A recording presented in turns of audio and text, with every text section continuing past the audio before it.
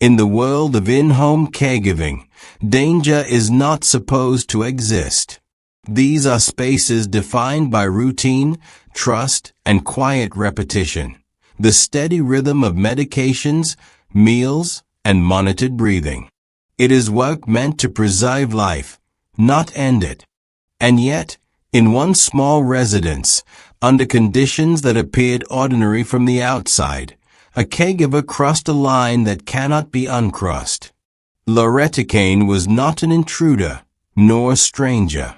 She was someone entrusted with daily access, with intimate responsibility over a vulnerable elderly client who depended on her for nearly everything. For months, she showed up, followed the schedule, and performed the tasks expected of her. On paper, nothing suggested danger. No reports of abuse. No prior violence. No sudden rupture that would warn anyone watching from a distance. What no one could see was the slow internal collapse unfolding beneath that routine. The exhaustion that did not lift. The emotional numbness that crept in quietly. The sense of being unseen, unheard, and swallowed by the unrelenting demands of care. In private moments, Loretta documented her thoughts, not as threats, but as pleas. Notes written to herself that spoke of escape, of suffocation without air, of a mind searching for relief from something it could no longer name clearly. When the moment came, it did not arrive with chaos or spectacle. There was no dramatic confrontation, no outward explosion of rage. Instead, it unfolded in silence, inside a familiar space, between two people whose lives had become tightly bound by necessity. One would not survive the encounter. The other would later struggle to explain how compassion had eroded into detachment, and how detachment made room for violence. This case is not just about a crime.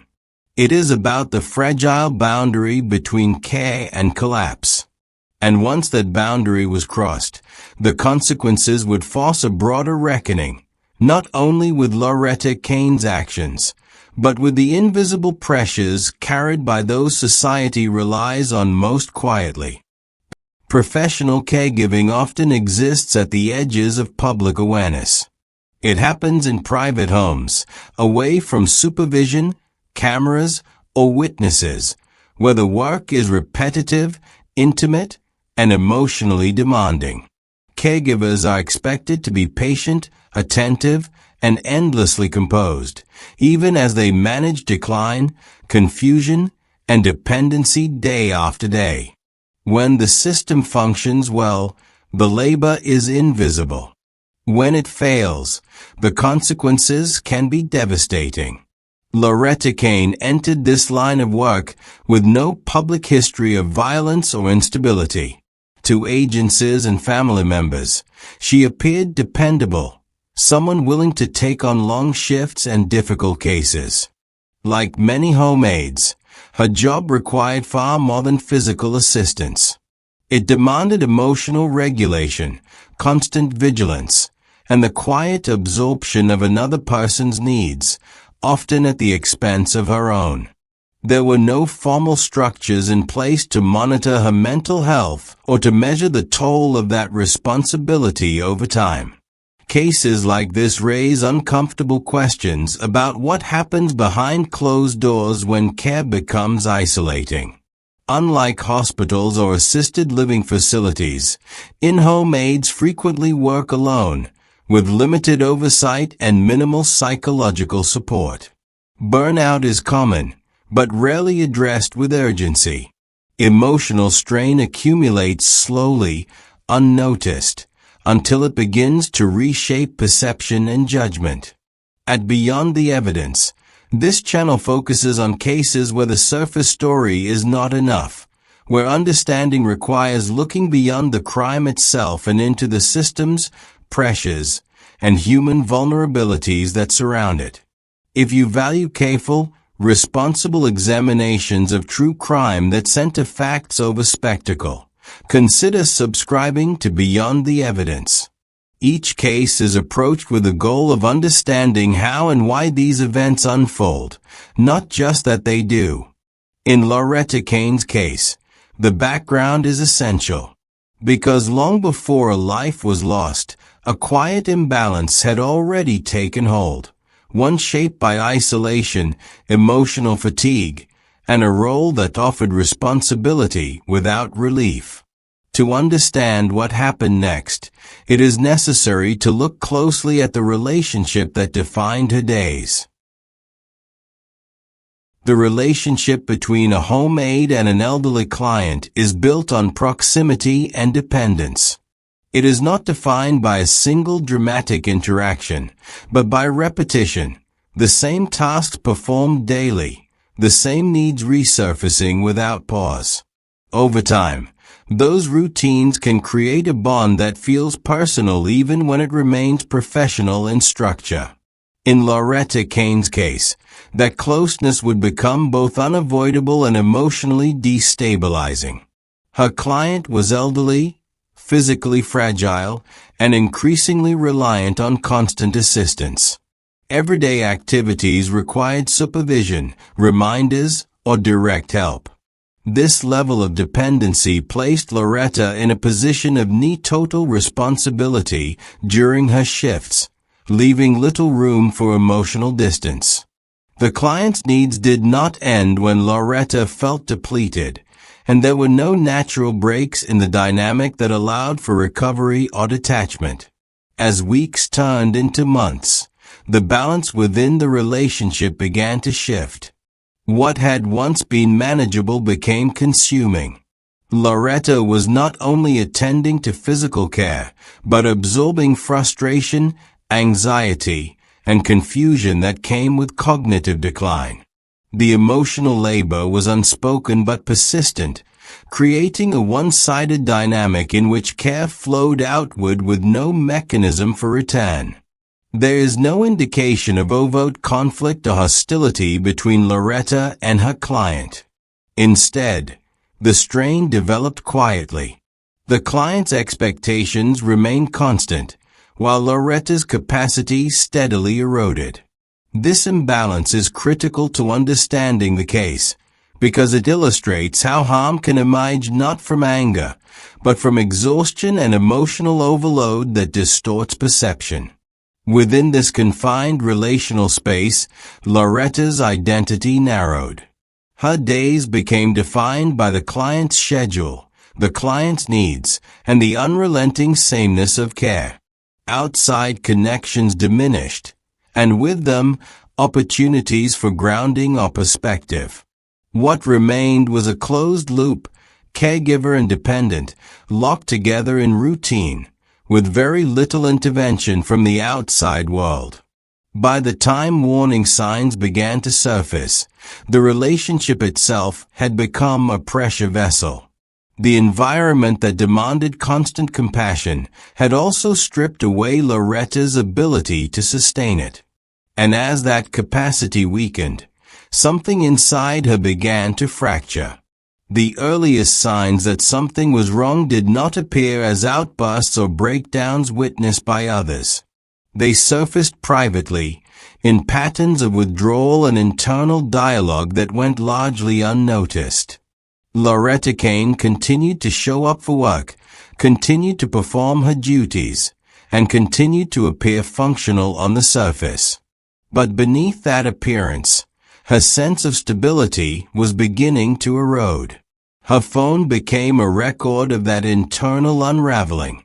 In the notes application, Loretta wrote repeated affirmations meant to ground her, reminders to stay calm, to get through the day, to endure.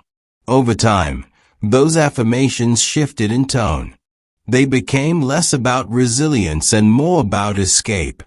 Phrases reflected a longing to be free from what she described as the constant demands of caregiving, suggesting a growing sense of entrapment rather than temporary stress.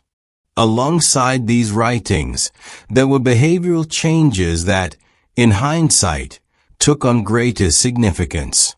Loretta became increasingly isolated, with fewer connections outside of work. Emotional numbness replaced empathy, a common symptom in advanced compassion fatigue. Rather than processing stress, she appeared to be suppressing it, pushing forward without relief or support. Mental health professionals would later describe this phase as a critical warning period. Untreated depression can distort self-perception, creating feelings of invisibility and worthlessness.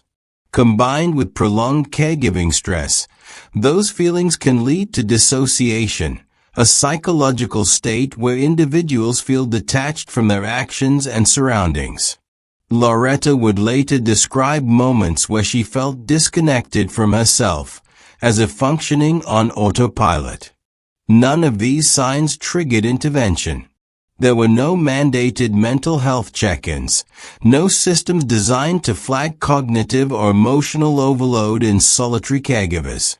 The warning signs existed, but they lived in private spaces, in a phone, in unspoken thoughts, in a mind quietly losing its ability to cope. This period marks the inciting shift in the case.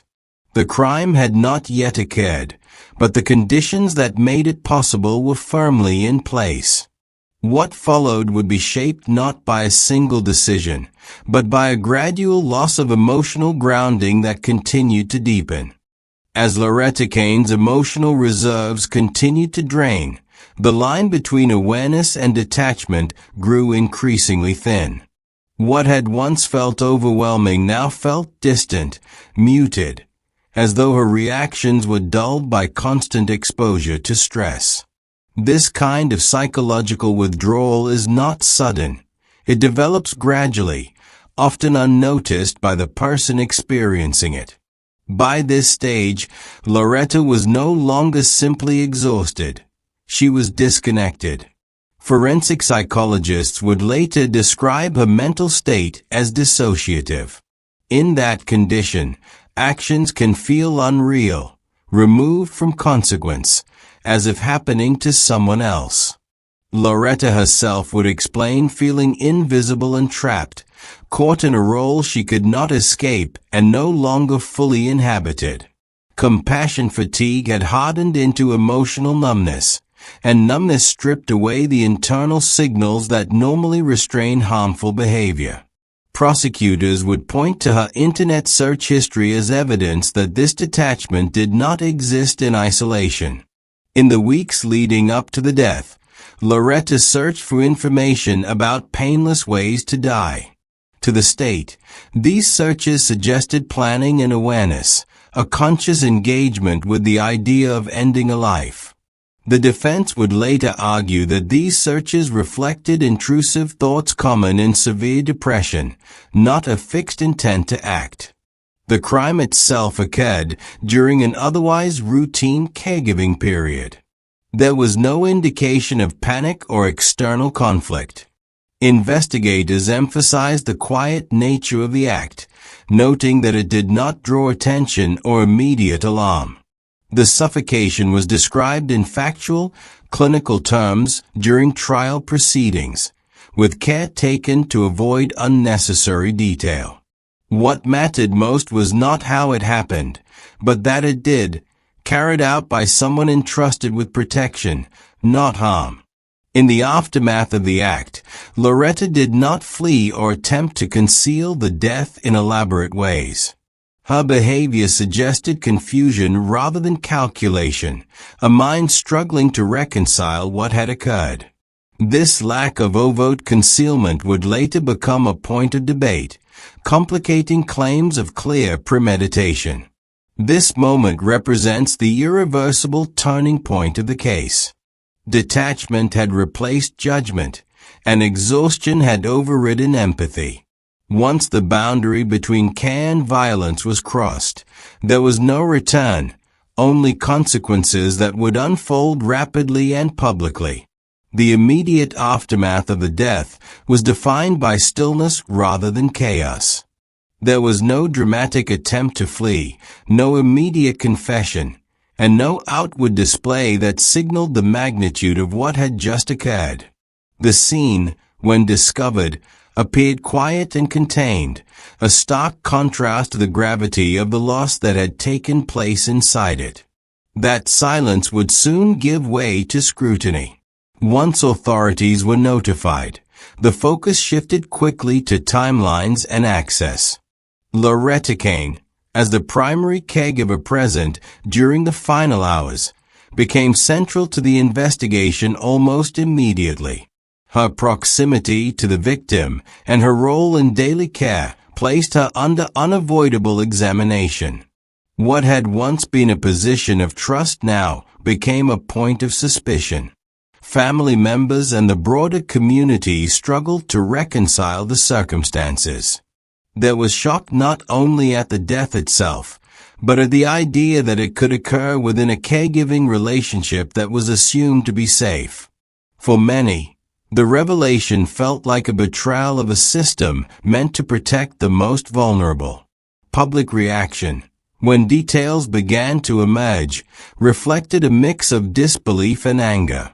Loretta's demeanor during this period drew attention. Observers noted an emotional flatness that contrasted with expectations of visible distress. To investigators, this raised questions about her mental state and awareness. To mental health experts, it suggested dissociation, a psychological response consistent with prolonged emotional overload rather than indifference. As the initial facts were established, the case began to move out of the private space where it occurred and into the public record. The narrative was no longer contained within a single home.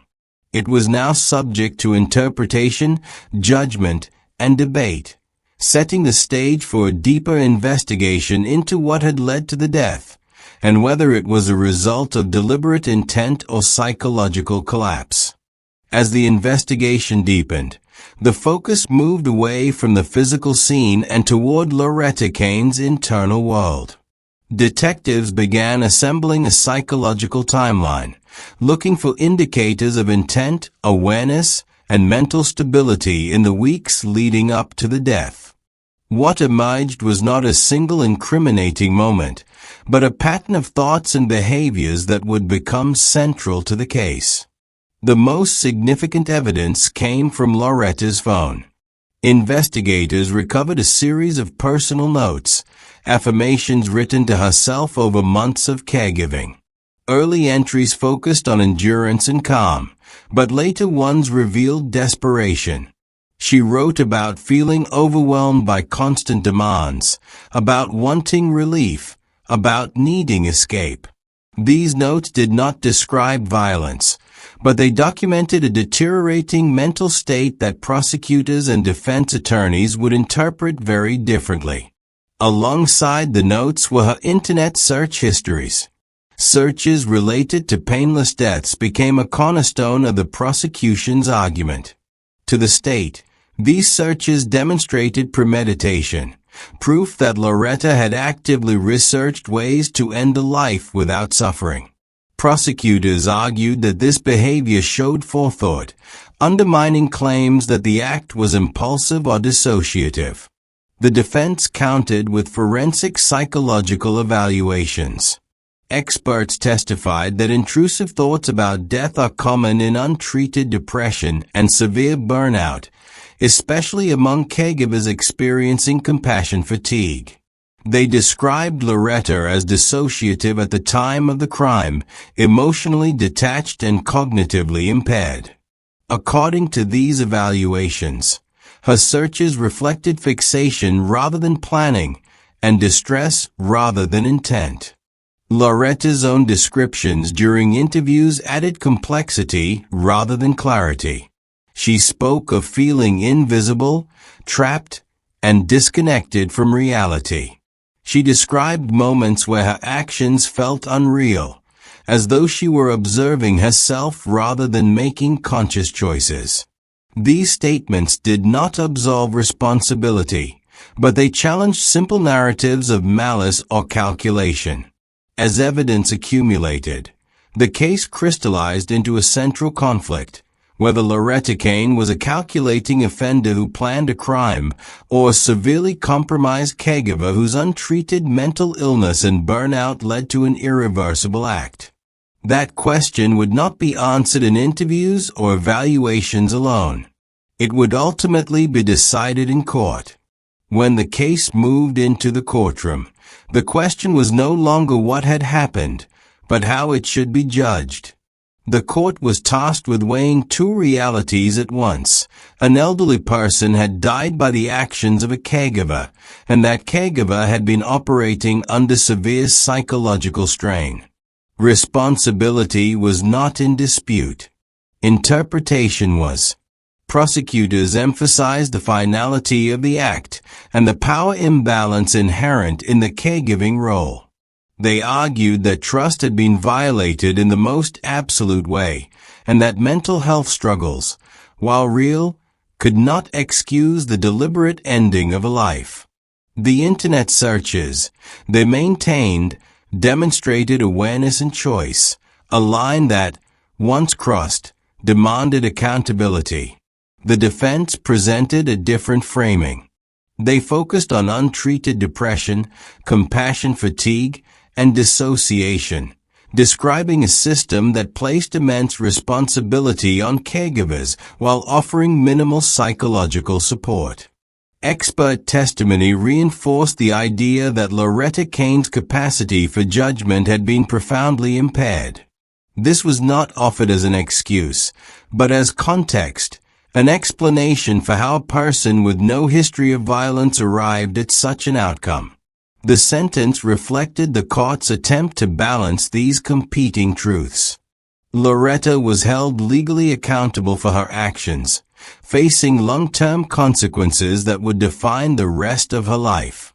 At the same time, the case prompted broader discussion about systemic failure, about how isolation, lack of oversight, and absence of mental health intervention can allow deterioration to go unnoticed until it is too late.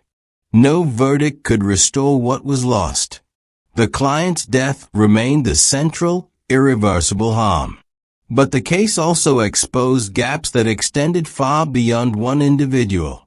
Gaps in how society values caregiving labor, monitors psychological well-being, and responds to burnout before it turns catastrophic.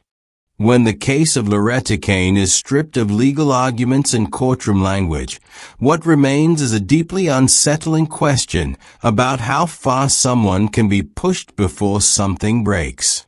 This was not a story of sudden rage or chaos. It was a slow erosion of empathy, of identity, of mental stability, unfolding in isolation and largely out of sight. The death at the center of this case cannot be reframed or softened. An elderly person lost their life in a place where they should have been safest. That reality stands on its own. But the path to that moment reveals something broader and more uncomfortable. How burnout, when ignored and untreated, can alter perception and decision-making in ways that feel invisible until the damage is irreversible. Caregivers are often praised for selflessness while being denied meaningful support. Emotional exhaustion is normalized, and warning signs are dismissed as part of the job. Loretta Kane's story forces a confrontation with that normalization. It asks whether society recognizes the psychological limits of care, and what happens when those limits are exceeded without intervention. This case does not offer easy answers. It sits at the intersection of accountability and failure, responsibility and neglect. Understanding it requires holding multiple truths at once, that harm occurred, that warning signs existed, and that systems designed to protect both caregivers and those they serve did not intervene in time. As you reflect on this case, consider the quiet roles that sustain daily life, the work done behind closed doors, the people expected to endure without complaint. Where should the line be drawn between personal responsibility and systemic oversight? And how many similar warning signs go unnoticed, simply because they are inconvenient to see.